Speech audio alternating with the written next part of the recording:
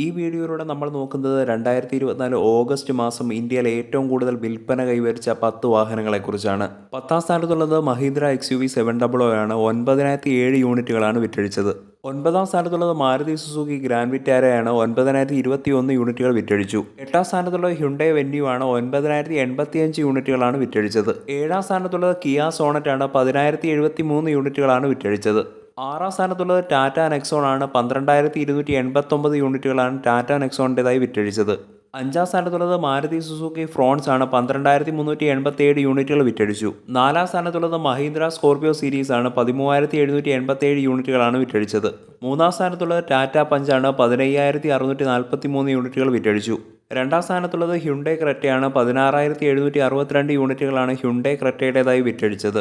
August മാസത്തെ വിൽപ്പനയിൽ 1ാം സ്ഥാനത്തുള്ളത് 19,190 യൂണിറ്റുകൾ വിറ്റഴിച്ചുകൊണ്ട് മാരുതി സുസുക്കിയുടെ കോമ്പാക്ട് SUV ബ്രസയാണ്.